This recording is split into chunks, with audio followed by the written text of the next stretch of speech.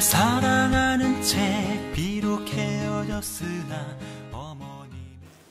나는 사도 중에 가장 작은 자라. 나는 하나님의 교회를 박해하였으므로 사도라 칭함 받기를 감당하지 못할지니라.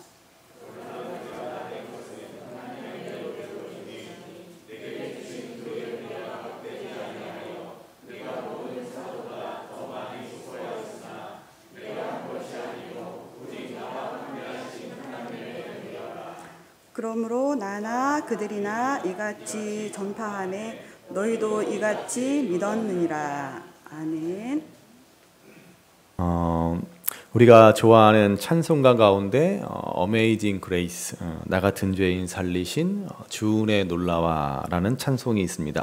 이 찬송가를 작사한 존 뉴턴 목사님에 대해서는 아마 잘 알고 계시리라 생각합니다. 본래 그분은 노예 상인이었다가 하나님의 은혜를 깨닫고 목사가 되었습니다. 이분이 남긴 얘기 가운데 이런 유명한 말이 있습니다. 내가 천국에 가면 나는 세 가지 사실 때문에 놀랄 것이다. 첫째는 내가 천국에 가서 꼭 볼 것으로 기대했던 사람들이 천국에 없는 것을 보고 나는 놀랄 것이다. 그리고 두 번째는 내가 천국에서 볼 것으로 기대하지 않았던 사람들이 거기에 와 있는 것을 보고 또 한 번 놀랄 것이다. 그리고 세 번째로는 내가 거기에 있는 것을 보고 내가 놀랄 것이다. 이런 유명한 말을 했습니다. 무슨 말입니까? 어떤 분은 야, 저 사람 저렇게 믿어서 도대체 천국 가려나 그렇게 생각했는데 나중에 천국에서 가보니 만날 분도 있고, 또 반대로 야, 저분은 참 신앙생활 참 열심히 잘하신다, 너무 잘 믿으신다 싶었는데 천국에서 못 만날 분도 있을 것이다 라는 말이죠. 그래서 놀랄 것이다 라는 말입니다. 나중에 역시 여러분 천국에 가셔서 제가 없어서 놀라는 일이 없기를 바랍니다. 또 제가 있다고 또 놀라지 마시고, 옆에 분과 인사 나누실까요? 천국에서 꼭 만납시다. 천국에서 꼭 만납시다. 천국에서 다 같이 만나서 서로 얼굴 보고 서로 깜짝 놀라지 마시고 서로 기쁘게 만날 수 있는 우리 신상 주모함께 성도분들 되시기를 바랍니다. 뉴턴의 이 말은 하나님의 은혜가 무엇인가 하는 것을 한번 되새겨 볼 수 있게 해주는 말입니다. 참으로 자격 없는 우리들, 사람들 눈에 보기에는, 우리가 보기에는 자격 있다, 천국 갈 자격 있다라고 하는 사람이 오히려 천국에 가지 못하고, 저 사람은 자격이 없는데 라고 생각하는 사람이 오히려 천국에 갈 수도 있다는 것을 말해줍니다. 그게 뭐예요? 이 모든 것은 다 하나님의 은혜로 된다라는 것을 말해주고 있습니다. 자, 오늘은 종교개혁주일입니다. 지금으로부터 502년 전 1517년 루터에 의해 종교개혁은 시작되었습니다. 종교개혁을 일으킨 루터의 구호는 세 가지였습니다. 솔라 스크립투라, 오직 성경, 솔라 그라티아, 오직 은혜, 솔라 피데, 오직 믿음이라는 세 가지 구호를 가지고 루터는 종교개혁을 이끌어갔습니다. 그리고 여기에 프랑스의 칼빈은 솔루스 크리스토스, 오직 그리스도, 솔리데오 글로리아, 오직 하나님께 영광을 더하였습니다. 이것이 종교 개혁자들의 5대 강령이 되었습니다. 오늘은 그 가운데 오직 은혜에 관한 말씀을 전하고자 합니다. 우리는 흔히 은혜라는 말을 자주 사용합니다.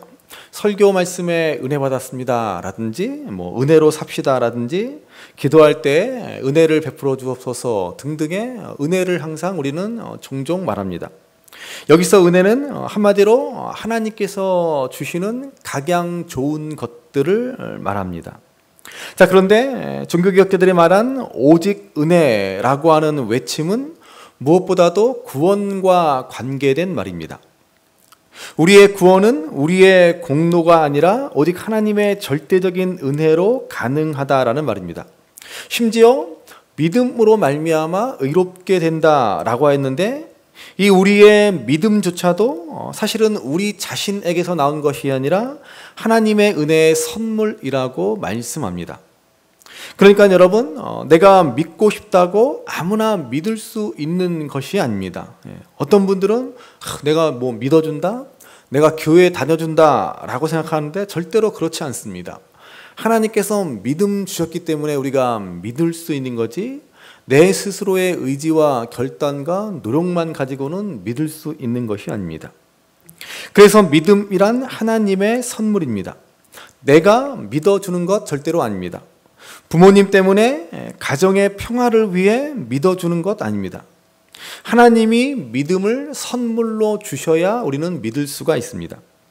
그러니까 여러분, 오늘 내가 하나님을 믿는다, 나에게 믿음이 있다 라고 하는 것이 얼마나 크신 하나님의 은혜인지 모릅니다. 여러분, 우리가 꼭 명심해야 할 것은 우리 구원과 관련해서는 어떠한 우리의 공로도 단 1%도 개입할 수 없다는 사실입니다. 구원에 관해서 우리 인간은 전적으로 무지하고 무능합니다.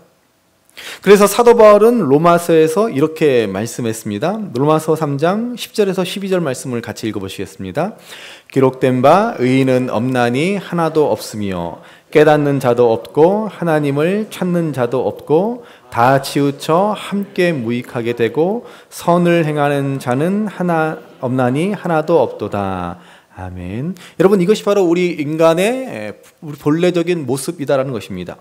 의인은 없나니 하나도 없다라고 했습니다. 그러니 깨닫는 사람도 없고 하나님을 찾는 자도 없고 다 무익해서 선을 행할 수 있는 사람도 한 사람도 없다는 것입니다. 이게 우리 인간의 본래적인 실존의 모습입니다. 우리 인간 스스로에게는 의의 가능성, 구원의 가능성은 제로입니다. 우리 스스로는 한마디로 구제불능이라고 하는 것입니다. 옆에 분들에게 권면하실까요? 당신은 본래 구제불능입니다. 당신은 본래 구제불능입니다. 사실입니다. 저도 마찬가지고 여기 있는 어느 누구도 구제불능이 아닌 사람이 없었습니다. 여러분, 로또 아시죠? 로또에 맞을 확률이 얼마나 된다고 합니까? 814만 5060분의 1이라고 하죠. 대략 0.00001%의 확률이라고 합니다. 통계학적으로 보면요, 이것은 0%와 마찬가지다라고 합니다. 그러니까는 전혀 일어날 수 없는 불가능한 확률이라고 하는 것이죠. 그런데도 여러분, 우리 주위에 보면, 우리 주위에는 없지만 그래도 이렇게 텔레비전에서 보면은 가끔 로또 맞는 사람들이 있지 않습니까? 여러분, 그렇지만 여러분, 우리 힘으로 구원 얻을 확률은 완전 0%입니다. 아무리 확률이 낮은 로또라도 당첨자가 나오기 마련이지만 우리 인간이 스스로 구원받을 확률은 완전 제로입니다. 옆 사람과 한 번 더 권면하실까요? 축하합니다. 로또보다 더 큰 복을 받으셨네요. 축하합니다. 로또보다 더 큰 복을 받으셨네요. 우리는 전적으로 타락했어요. 우리의 구원이라는 것은 뭐예요? 로또보다 더 어려운 불가능한 확률의 놀라운 은혜를 얻었다라는 것입니다. 우리에게는 아무런 가능성이 없었습니다. 그런 우리를 하나님이 은혜로 구원 얻게 하신 것입니다. 할렐루야. 5분은 안 기쁘시구나. 자, 그런데요, 루터가 종교개혁을 일으킬 당시 부패한 카톨릭은 하나님의 은혜가 아닌 인간의 공로로 구원받을 수 있다라고 하였습니다. 그래서 그들은 그 유명한 면죄부를 만들어 팔았습니다. 이 면죄부의 시초는 11세기 말까지 거슬러 올라갑니다. 7세기 중엽 발생한 이슬람은 당시 중동의 전 지역을 휩쓸고 북아프리카의 대부분 지역을 차지하고 마침내는 이스라엘과 예루살렘까지 점령해 버렸습니다. 이에 교황 우르반 2세는 기독교의 상징인 예루살렘을 탈환하기 위해서 십자군을 일으킵니다. 이때 교황청은 십자군 참여를 독려하기 위해 면죄부를 처음 만들었습니다. 십자군에 참여하는 모든 이들에게는 죄의 징벌을 면제해 주겠다라고 선언했습니다. 뿐만 아니라 이 십자군 전쟁에 필요한 막대한 비용을 조달하기 위해서 십자군을 위해 돈을 내는 사람에게도 면죄부를 주었습니다. 이것이 바로 면죄부의 시초가 되었습니다. 그 후 1510년 교황 율리오 2세는 신현 면죄부를 팔았습니다. 이는 당시 최고로 웅장하고 호화로운, 지금도 여러분 이탈리아에 가면 그 바티칸 시티에 있는 그 성 베드로 성당, 그 어마어마한 성 베드로 성당을 짓기 위한 건축 기금을 마련하기 위해서 면죄부를 또다시 등장시켰습니다. 당시 면죄부 판매의 최고 책임자였던 카톨릭 신부 요한 테첼은 면죄부를 구원의 만병통치약이라고 하며 팔았습니다. 그는 면죄부는 하나님의 가장 고귀하고 소중한 선물입니다. 여러분은 여러분의 부모와 친구들이 지금 저 무적행 바닥에서 애타게 울부짖고 있는 소리를 듣지 못하고 있습니까? 우리가 너희를 낳고 양육하고 재산까지 남겨주었는데 너희는 어찌 그리 잔인하고 인색해서 작은 돈을 내어 우리를 건져내려고도 하지 않느냐라고 소리치고 있지 않습니까? 여러분은 지금 여러분의 부모를 구해낼 수 있습니다. 여러분의 동전이 헝금함 속에 땡그랑 떨어질 때 그 소리와 함께 여러분의 부모의 영혼은 하늘나라로 올라갑니다.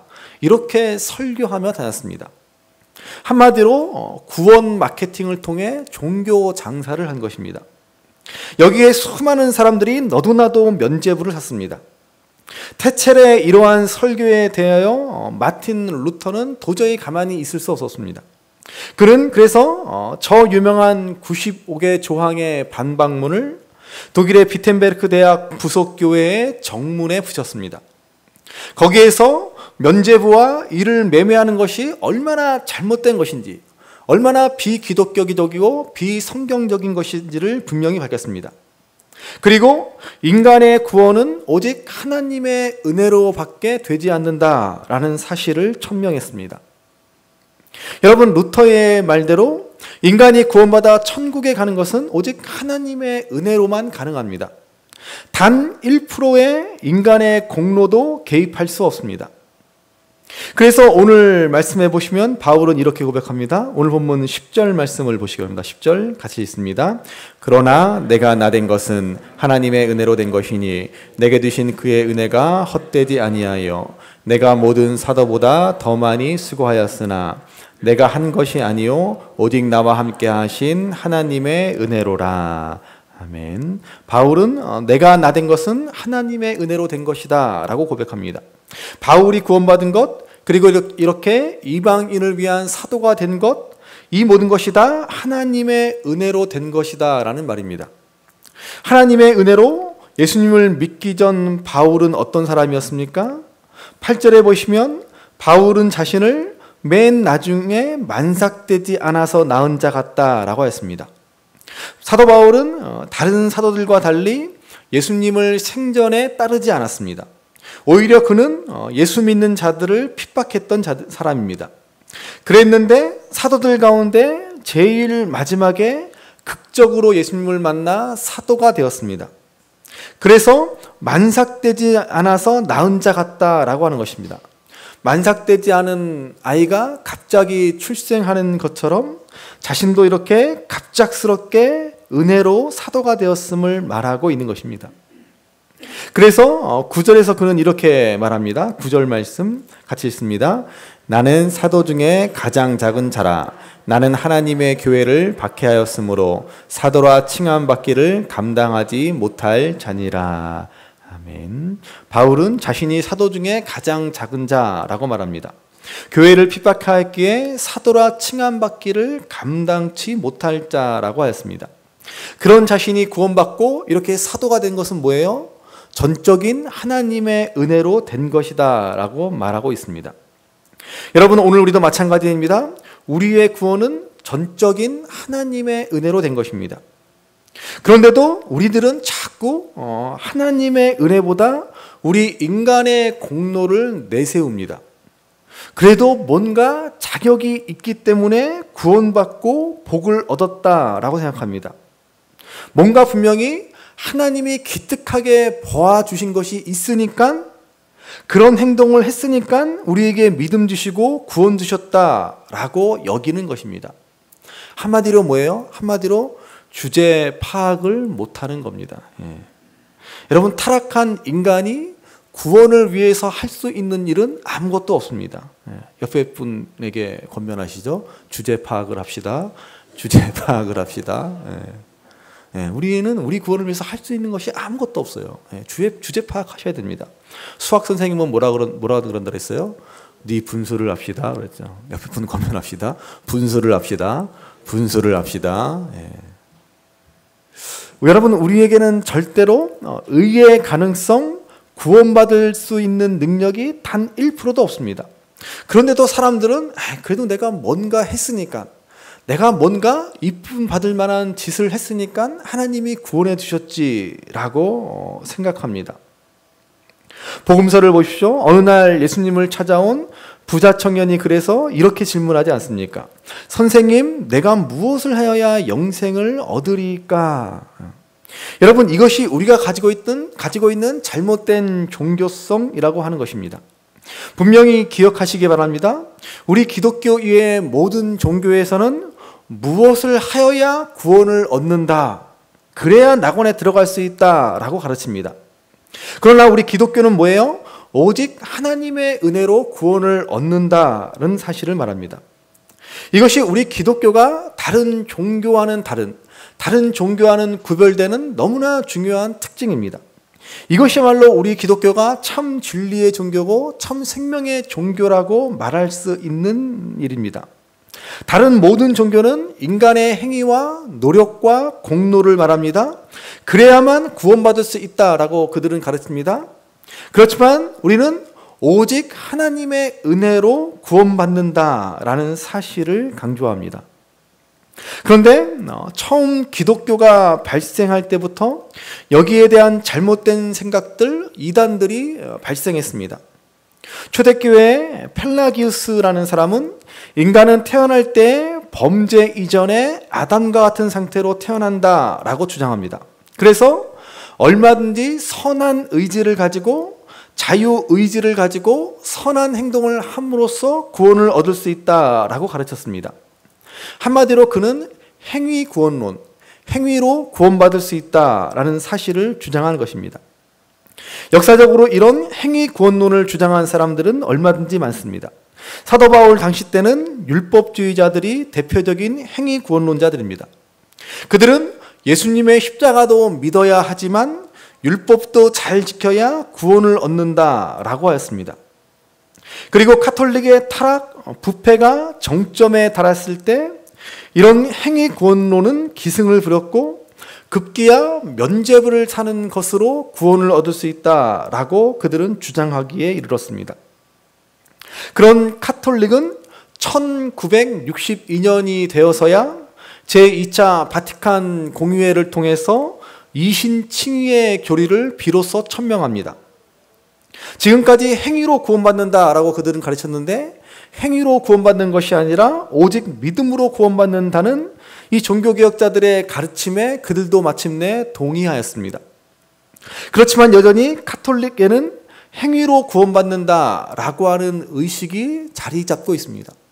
그래서 제가 예전에 그 신방을 갔는데 카톨릭을 믿는 그 한 분이 계시더라고요. 카톨릭 믿는 한 분이 계시고 제가 우리 그 성도를 신방을 하는데 그 옆에 있는 다른 한 노인분이 그러세요.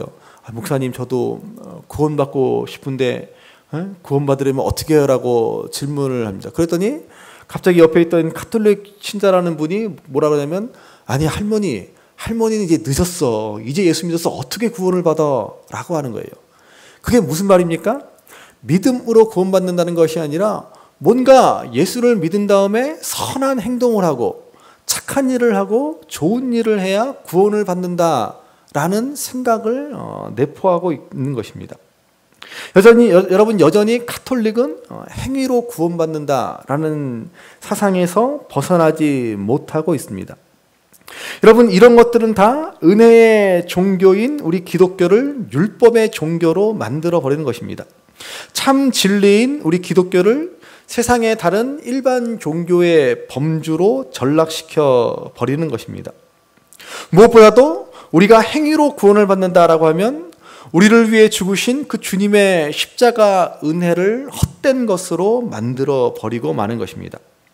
갈라디아서 2장 21절의 말씀을 보시기 바랍니다. 한번 같이 읽겠습니다.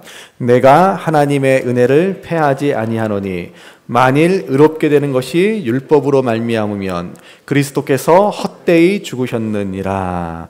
아멘. 만약 구원의 조건으로 율법을 지켜야 하는 것이라면, 어떠한 행위가 필요한다면 그것은 예수님의 십자가 죽음을 헛된 것으로 만들어 버리는 것임을 분명히 말씀하고 있습니다.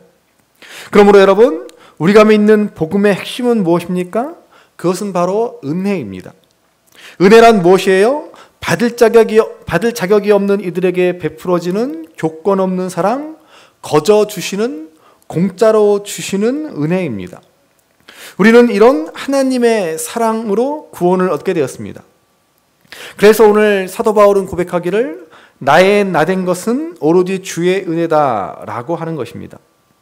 어떤 선한 일을 했기 때문에, 하나님 나라를 위해서 많은 헌신을 하였기 때문에 그가 구원 얻었다라는 것이 아닙니다. 그가 유대인이기 때문에 혈통과 신분이 좋아서 어떤 사랑받을 만한 가치가 있어서 하나님이 나를 구원해 주셨다라는 것이 아닙니다. 오로지 전적인 하나님의 은혜로 구원받았음을 그는 고백하고 있습니다. 그런데 이렇게 우리 인간의 구원이 100% 전적인 하나님의 은혜로 주어진 것이다 라고 한다면 두 가지 문제가 제기됩니다. 첫째는 복음을 싸구려 값싼 은혜로 여길 수 있다라는 것입니다. 여러분, 아무런 대가 없이 공짜로 구원받았으니 그것을 가치 없는 것으로 여기고 맙니다. 싼 게 비지떡이라는 말처럼 그만큼 가치가 없다라고 생각합니다.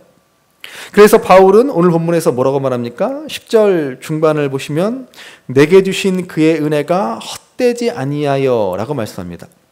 자, 이것은 그 다음에 나오는 문장 모든 사도보다 더 많이 수고했다라는 것과 연결해서 내게 주신 은혜가 헛되지 않도록 하기 위해서 열심히 수고했다라는 말이 됩니다. 또한 독립된 문장으로 해석하면 바울은 자신이 은혜로 구원받은 것이 헛된 것이 아니다라는 말입니다. 하나님의 은혜가 가치 없는, 보람 없는, 쓸데없는 것이 아니다라고 하는 것입니다. 사람은 아무런 대가 없이 공짜로 받으면 가치 없게 생각하는 경향이 있습니다. 대가를 많이 지불할수록 가치 있게 생각합니다.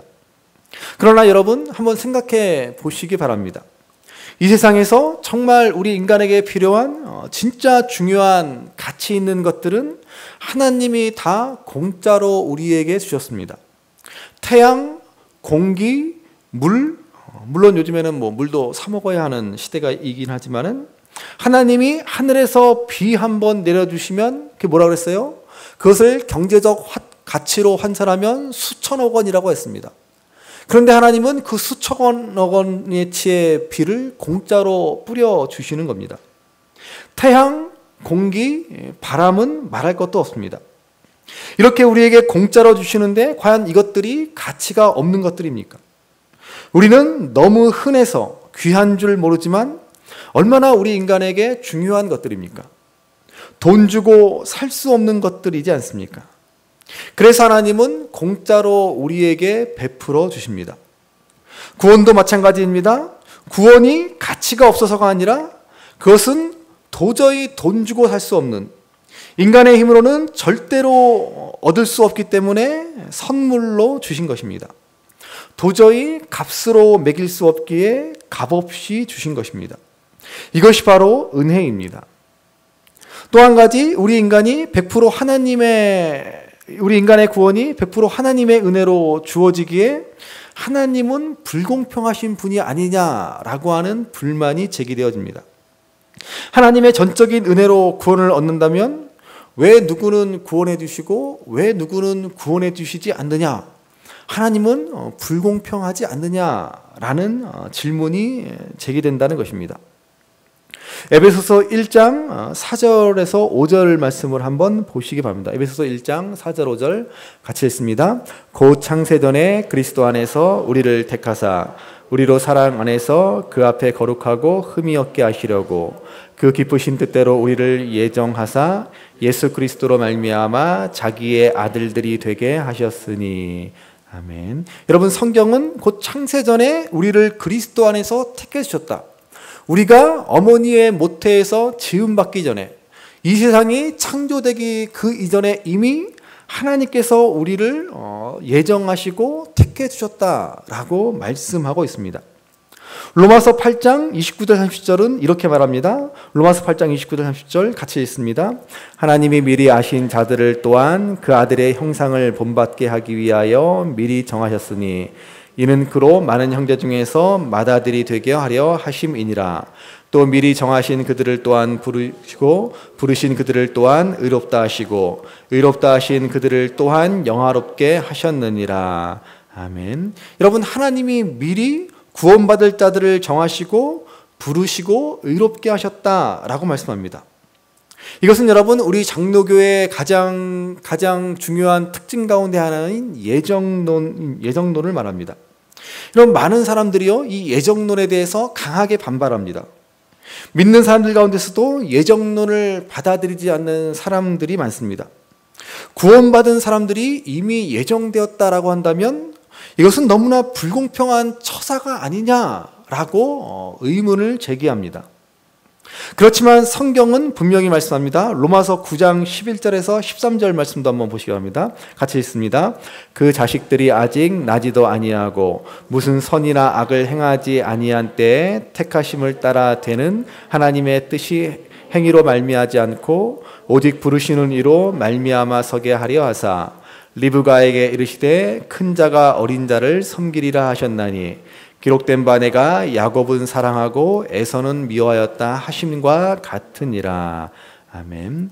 여러분, 우리가 창세기의 말씀을 본 것처럼 어머니 리브가의 뱃속에서부터 야곱과 에서가 다투지 않았습니까? 그때 하나님은 리브가에게 큰 자가 작은 자를 섬기리라 라고 하셨습니다. 이것은 하나님께서 야곱은 사랑하고 에서는 미워하셨다라는 말입니다. 여러분, 한번 생각해 보시기 바랍니다. 야곱과 에서가 뭘 하기라도 했습니까? 아직 태어나기도 전입니다. 에서의 입장에서는 좀 억울한 일이지 않습니까? 그런데 뭘 하기도 전에, 태어나기도 전에 하나님은 이미 야곱을 예정하시고 선택하셨다라는 것입니다. 여러분, 우리는 이 하나님의 예정과 선택을 어떻게 받아들여야 하겠습니까? 하나님은 불공평한 분이십니까? 왜 누구는 선택하고 누구는 그대로 놔두십니까? 왜 이렇게 하나님은 불공평합니까? 그러나 여러분, 절대로 그렇지 않습니다. 가령 예를 들어서 어떤 마음씨 좋은 사람이 아프리카에서 기아에 허덕이는 아이 한 명을 입양했다라고 해서 그 사람이 불공평한 일을 한 것입니까? 아프리카에 굶주리는 아이들을 전체를 입양해야 공평하다고 말할 수 있겠습니까? 그렇지 않죠. 우리는 한 명이라도 그 기아에서 입양해서 구원해낸 것에 대해서 크게 칭찬할 것입니다. 어떤 사람이 자기 돈 1,000만 원을 가지고 가난한 사람 10명에게 100만 원씩을 나누어 주었다라고 생각해 보시기 바랍니다. 그런데 다른 사람이 왜 어려운 사람도 많은데 10명만 도와주냐라고 말할 수 있겠습니까? 그렇지 않죠. 이것을 마태복음 20장에 나오는 포도원 품꾼의 비유로 예수님은 설명하십니다. 한 포도원 주인이 추수할 때가 되어서 품꾼들을 불러 모았습니다. 아침부터 와서 일한 품꾼도 있었고 중간에 불러온 일꾼도 있었고 일이 거의 끝날 때쯤 마지막에 와서 일한 일꾼도 있었습니다. 일이 끝나자 주인은 모두에게 똑같이 하루 품삯인 한 데나리온을 주었습니다. 그러자 일찍 온 자들이 불만을 터뜨립니다. 어떻게 일찍 와서 수고한 우리에게도 똑같이 한 데나리온만 줄 수 있느냐라는 것입니다. 그때 주인이 뭐라고 말합니까? 내 것을 가지고 내 뜻대로 할 것이 아니냐, 내가 선함으로 내가 악하게 보느냐라고 했습니다. 여러분, 무슨 말이에요? 본래 품꾼들이 받기로 한 품삯은 한 데나리온입니다. 포도원 주인은 그 약속대로 한 데나리온을 주었습니다. 나중에 온 사람들은 일을 덜했지만 그래도 똑같이 주었습니다. 주인은 그들에게 호의를 베푼 것입니다. 그렇다고 해서 이 주인이 불공평하고 불공정한 사람이라고 말할 수 있겠습니까? 구원은 인간에게 베푸시는 하나님의 무조건적인 호의입니다. 우리는 모두 죄로 말미암아 지옥 갈 인생인데 그 중에 어떤 자들을 선택해 주시어 은혜를 베풀어 천국에 갈 수 있도록 해 주셨습니다. 저와 여러분들도 다 마찬가지입니다. 하나님이 우리를 구원해 주시지 않아도 우리는 할 말이 없습니다. 지옥에 가는 것이 우리의 마땅한 운명입니다. 그런 가운데서도 어떤 사람들은 구원을 받았다라고 해서 뭐라고 할 이유가 뭐가 있습니까? 바울은 이에 대해서 명확하게 말합니다. 로마서 9장 21절입니다. 로마서 9장 21절 같이 읽습니다. 토기장이가 진흙 한 덩이로 하나는 귀에 있을 것을 하나는 천이 있을 것을 만들 권한이 없느냐. 아멘. 하나님이 어떤 선택을 내리시던 어떤 결정을 내리시든 지음받은 물건이 지은 이에게 항변할 수 없다는 말씀입니다. 이는 전적인 하나님의 주권적인 선택이고 은혜입니다. 다만 우리는 우리를 선택하여 주신 그 놀라운 은혜를 기억하며 감사하며 찬송할 따름인 것입니다. 그러므로 이제 오직 은혜로 구원받았다라는 사실을 알았다면 이제 우리는 어떻게 살아야 합니까? 10절 말씀을 다시 한번 보십니다. 10절 말씀 같이 읽습니다. 그러나 내가 나 된 것은 하나님의 은혜로 된 것이니 내게 주신 그의 은혜가 헛되지 아니하여 내가 모든 사도보다 더 많이 수고하였으나 내가 한 것이 아니요 오직 나와 함께 하신 하나님의 은혜로라. 아멘. 바울은 모든 사도보다 더 많이 수고하였다라고 말합니다. 사실 그렇습니다. 사도 바울이 없는 기독교는 생각할 수조차 없습니다. 그의 선교와 헌신 덕에 기독교는 전 세계로 퍼져나가게 되었습니다. 13권의 신약 성경을 그는 기록하였습니다. 그는 가는 곳마다 복음을 전파하고 교회를 세웠고 기독교의 물줄기가 아시아에서 유럽으로 확장되었습니다. 그러나 바울은 자신이 그 많은 일들을 그 큰 일들을 감당했음에도 불구하고 이 모든 것이 하나님의 은혜로 된 일이다 라고 고백하고 있습니다. 결코 그는 자기를 자랑하지 않습니다. 오직 하나님이 은혜를 주셨기 때문에 그 모든 일을 할 수 있었음을 말하고 있습니다.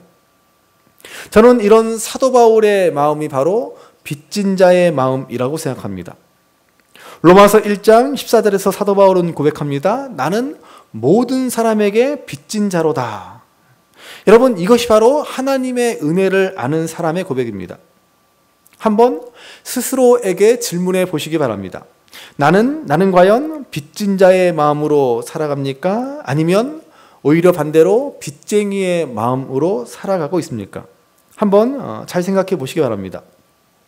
다 내 덕에 다른 사람들이 덕보고 살아가는 것 같고 내 덕에 아내가 살고 내 덕에 남편이 산다라고 생각하십니까? 내 덕에 우리 가정이 잘 되고 내 덕에 우리 교회가 잘 된다라고 생각하십니까? 우리가 행복하지 못한 이유는 바로 이런 마음 때문에 그렇습니다.